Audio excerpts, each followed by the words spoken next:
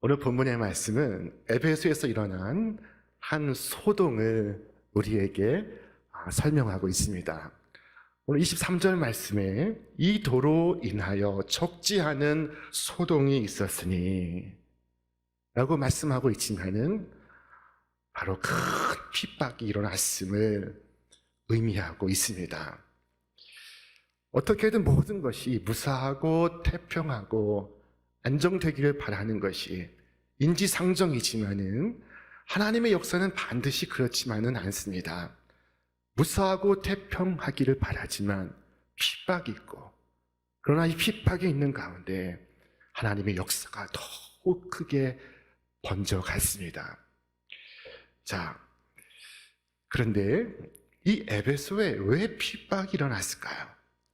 앞서 20절 말씀에 그 이유를 발견할 수가 있습니다. 이와 같이 주의 말씀이 힘이 있어 흥왕하여 세력을 얻으니라. 주의 말씀이 흥왕하여 많은 영혼들을 얻고 있었기 때문입니다. 많은 사람들이 주님께로 돌아왔기 때문입니다. 여러분, 아무 일도 없었다면 아무런 핍박도 없었을 것입니다. 그러나 말씀이 능력이 있어 그리고 입증하는 이적들이 일어나고 있었습니다. 많은 사람들이 주께로 돌아오고 있습니다. 교회는 부흥해 갔습니다. 그래서 핍박이 있는 것입니다. 흥미로운 사실은 게으르고 나태한 사람에게는 아무런 핍박이 없다는 것입니다. 존 버년의 철로 역정에 보면은 순례자 크리스천이 마귀와 진검승부를 벌입니다. 더러운 마귀와 생사를 건 전투를 벌입니다. 그런데 마귀와 전투하는 사람은 이 크리스천 뿐입니다. 다른 모든 사람들은 잠들어 있었습니다. 마치 무엇에 취한 것처럼 아무것도 하지 않았습니다. 그래서 마귀는 그런 상황이라면 따로 해야 할 일이 없음을 알고 그들이 계속 자도록 내버려 두었습니다. 게으름과 나태가 마귀의 역할을 대신하고 있었기 때문입니다. 배부른 돼지에게는 핍박이 없습니다. 왜 핍박이 있겠습니까? 자, 그런데 말씀이 흥왕하여 세력을 얻었기 때문에 핍박이 임하였습니다. 오늘 이 사도 바울이 훗날 그의 믿음의 아들 디모데에게 이렇게 편지를 써서 보냈습니다. 무릇 경건하게 사는 자들은 반드시 핍박을 받으리라. 무릇 경건하게 사는 자는 반드시 핍박을 겪습니다. 경건하게 살고자 하는 자에게 핍박이 있습니다. 핍박은 오히려 건강한 신앙의 증거가 되고 있습니다. 당시 에베소는 세계 4대 도시였습니다. 자, 그런데 이 에베소의 한 중심에 아데미 신전이 있었습니다. 이 신전은 그리스 아테네 아크로폴리스에 있는 파르테논 신전의 4배의 크기입니다. 높이는 18m, 길이는 130m, 저 기둥들은 모두 127개입니다. 고대 세계 7대 불가사의 중에 하나였습니다.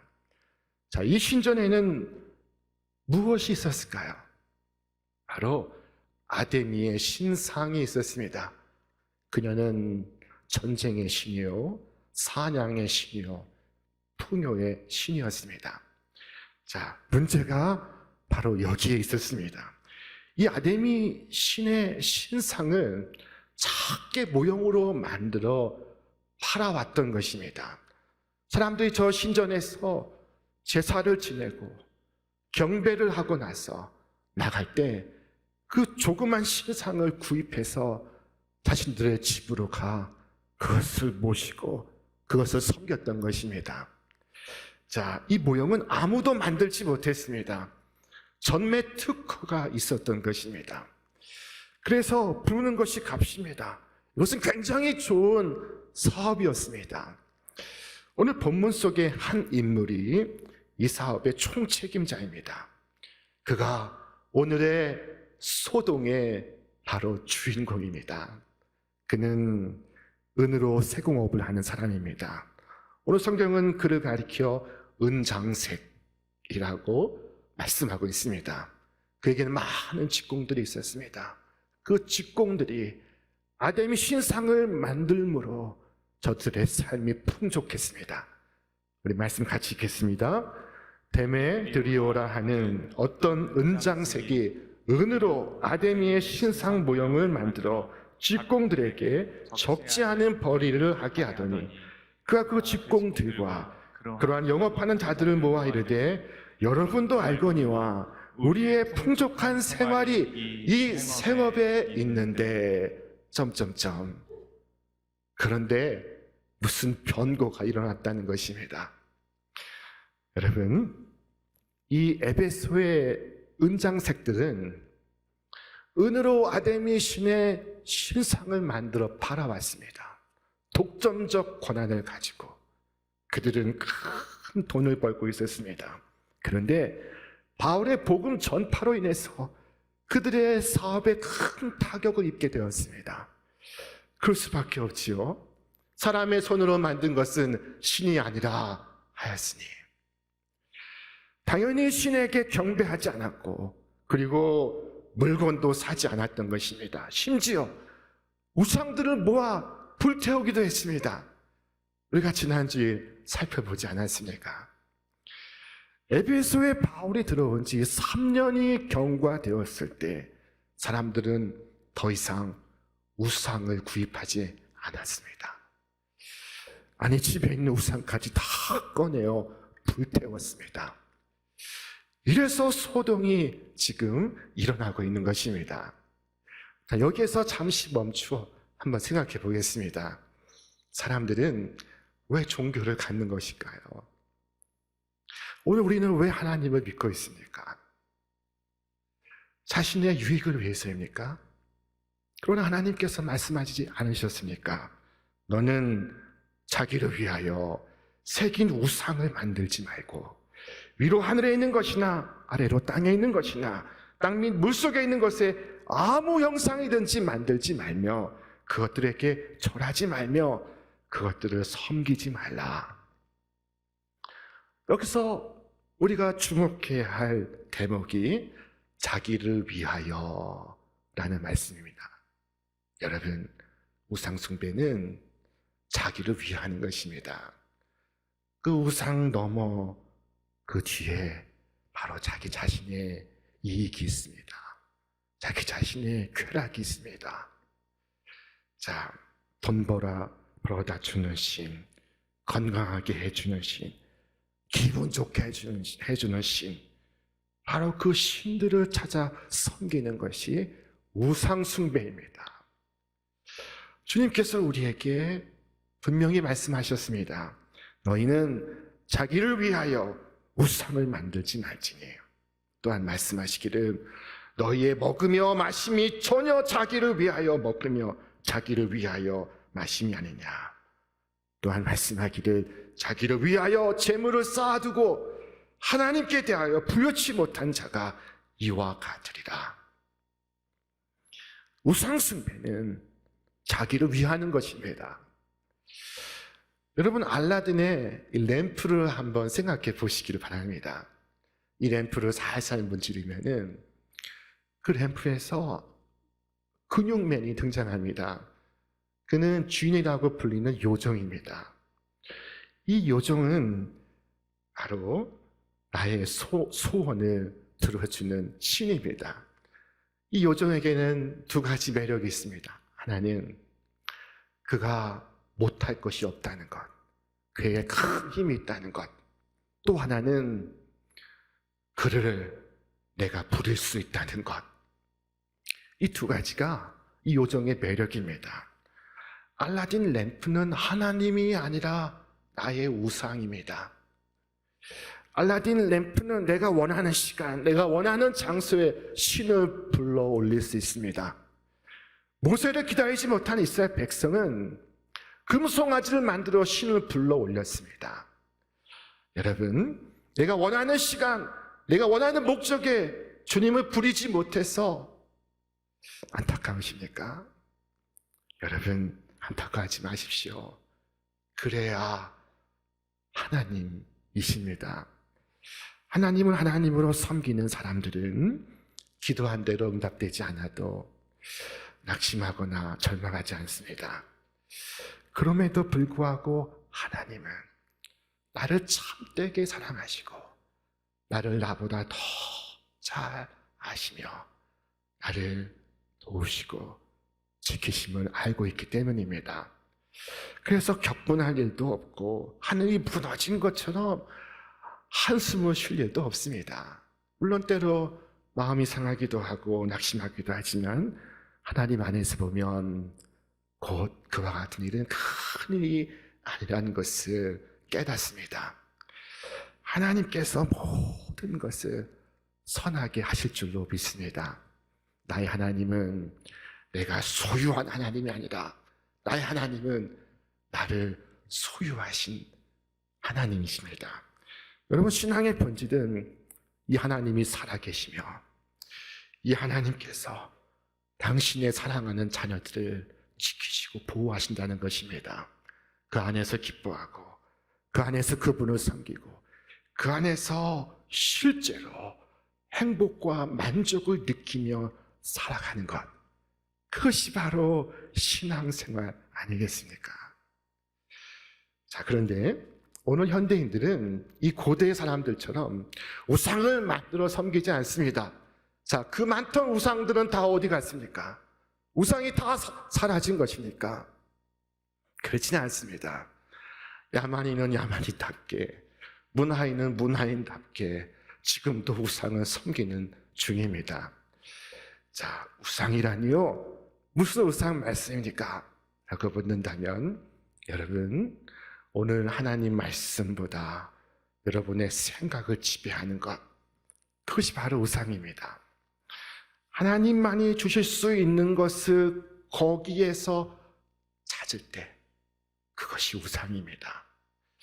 그것이 바로 나의 우상입니다. 그것만 있으면 나는 행복할 텐데, 그것만 있으면 내 삶은 의미가 있을 텐데, 내 삶은 가치가 있을 텐데 생각하는 바로 그것이 우상입니다. 여러분, 우상에 굴복하기보다 우상을 극복해 나가시기를 바랍니다. 자, 어떤 분은 외모가 우상인 분이 있습니다. 외모가 우상인 경우에는 여러분, 하나님의 형상대로 자신이 지음받았음을 상기하시길 바랍니다. 하나님께서 당신의 형상으로 나를 만드시고 나를 존귀하게 여기시고 있습니다. 나를 소중하게 생각하고 있습니다. 나는 하나님의 작품이며 하나님은 나에게 최고의 가치를 부여하시고 있습니다. 자, 소유가 우상인 경우에는 가진 것을 나누어주는 습관을 키워보시기를 바랍니다. 우상의 입장에서 보면은 자신을 섬기지 않고 자신을 남에게 주어버리는 것만큼 큰 모욕은 없을 것입니다. 권력이 우상이 될 때도 있습니다. 그때는 권력을 숭배하기보다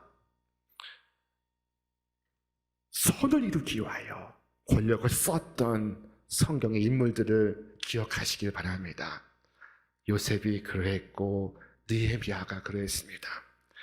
오늘 수많은 우상들이 섬김받는 이 시대에 오직 여러분의 마음은 온전히 여호와 하나님만을 섬기시기를 주님의 이름으로 축원합니다. 자, 그런데 지금 에베소에는 이 우상 때문에 소동이 일어났습니다. 우상을 만들어 파는 이들이 지금 소동을 이끌고 있습니다. 자, 이들이 지금 가이오와 아리스타고를 붙잡아 놓고 있습니다. 이 두 사람은 바울이 에베소에서 만났고 그리스도 안에서 동지된 사람들이었습니다. 그런데 이 두 사람을 체포해서 지금 야훼 극장으로 끌고 가는 중입니다. 이 극장에 몇 명이나 들어갈 수 있을까요? 25,000명이 들어갔습니다. 그런데 지금 이 극장에 우상을 연호하는 사람들로 가득 차 있습니다. 자, 성경은 말씀하기를 그들이 이 말을 듣고 선동하는 그 말을 듣고 분노가 가득하여 외쳐 이르되 크다 에베소 사람의 아데미여. 자, 이것은 당시 종교 의식 중의 일부입니다. 그들이 2시간이나 이 구호를 외쳤다고 합니다. 크다 에베소 사람의 아데미여. 이것은 일종의 종교적 최면입니다. 저들은 지금 최면 상태에 빠져 있습니다. 지금 정신을 놓고 있습니다. 이때 바울이 그 안으로 들어가려 하나 바울의 동역자들이 그를 가로막습니다. 그를 아끼는 관리들 역시 바울을 만류합니다. 자, 그런데 오늘 본문에 아주 재미있는 말씀이 등장하고 있습니다. 사람들이 외쳐 어떤 이는 이런 말을 어떤 이는 저런 말을 하니 모인 무리가 분란하여 태반이나 어찌하여 모였는지 알지 못하였다. 여러분, 그들이 왜 모였는지 왜 떠들고 있는지 모르면서 2시간 떠들고 있는 것입니다. 이것이 군중들이었습니다. 다 떠드니까 자기도 떠들고 있습니다. 그러나 내가 여기 왜 와 있는지, 내가 지금 무엇을 떠들고 있는지를 알지 못하고 있습니다. 모인 사람들마다 서로 말이 달랐고 온통 뒤범벅이 되어서 무엇 때문에 이런 일을 행하는지 이해조차 하지 못하고 있습니다.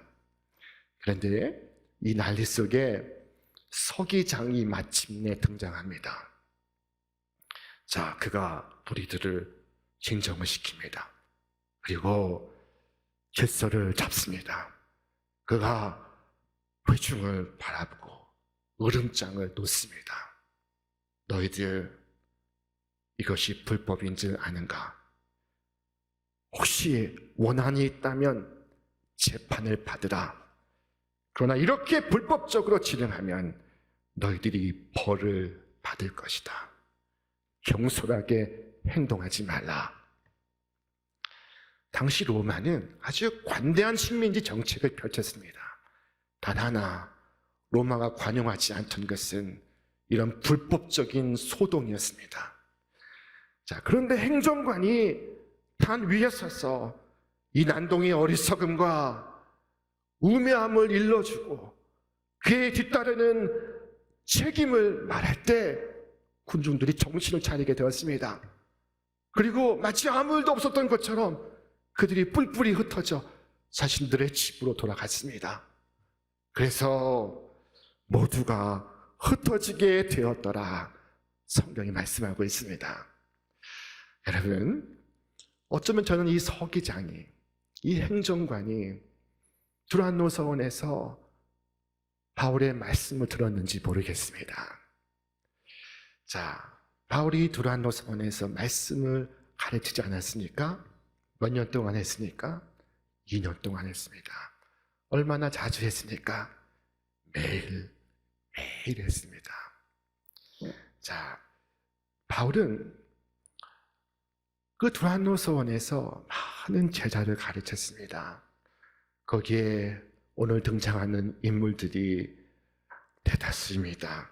서기장, 아시아의 관리들, 이름 없는 제자들, 가이오와 아리스타고, 그리고 등장하지 않는 많은 바울의 동역자들, 동지들. 이것은 지난 두란노 서원에서 말씀을 가르친 그 결과입니다. 바울의 편에 서서 한 팀을 이루고 있습니다. 저들은 바울의 동지요 동역자들입니다. 어떤 선교지에도 이 에베소 같은 곳은 없었습니다. 여러분, 우리 신촌교회 말씀의 공동체가 이 두란노 서원과 같은 공동체가 되기를 주님의 이름으로 축원합니다. 이와 같이 함께 주님의 일을 할 수 있는 사람들이 여러분 주위에 많이 나타나기를 바랍니다. 오늘 우리는 에베소에서 일어난 한 소동을 보았습니다. 우상을 만들어 팔던 조합이 들고 일어난 소동이었습니다. 이들은 우상을 팔아서 지금까지 많은 이윤을 남겼는데 어느 날 이름도 모르고 성도 모르는 한 사나이가 들어와서 사람의 손으로 만든 것은 신이 아니라 하면서 복음을 전했습니다. 그 결과 그들의 사업이 흔들리고 있습니다. 이래서 지금 데모를 하고 있는 중입니다. 여러분 생각해 보십시오. 얼마나 놀라운 영향력입니까? 바울은 권력도 없습니다. 아름다운 외모도 없습니다.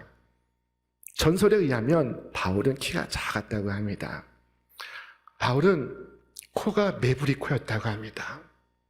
바울은 머리가 벗겨진 대머리였다고 합니다. 바울은 눈이 안 좋았다고 합니다. 자, 그런데 전혀 알아줄 것 없고 알아줄 수 없는 주의도 재물도 없는 그가 들어와서 그 한 사람에 의해서 도시 전체가 변하고 있는 중입니다. 어둠의 권세가 물러가고 있는 중입니다. 그는 죄인을 위하여 십자가 지신 그리스도를 진솔하게 전했습니다. 그리고 그가 전한 그리스도는 에베소의 유대인뿐만 아니라 헬라인들에게 그들의 심령에 큰 위로와 소망을 주었습니다. 무학의 사람도 학문의 사람도 모두가 주님의 아름다우심에 탄복하였습니다. 주님에 대하여 듣는 것만으로도 그들의 심령은 만족을 누릴 수 있었습니다. 여러분, 오늘 나는 어떻습니까? 살아오는 동안 나로 인해서 나의 가정과 나의 직장은 어떤 변화를 경험했습니까? 나로 인해 나의 배우자와 자녀들은 삶에 어떤 변화를 맞았습니까? 여러분, 여러분의 가족과 여러분의 동료들에게도 이 그리스도를 전하시기를 바랍니다. 비록 투박한 말일지라도 진솔하게 구주를 전하시기를 바랍니다. 내가 색칠하고 내가 윤을 내지 않아도 주님은 찬란히 빛나는 보석입니다.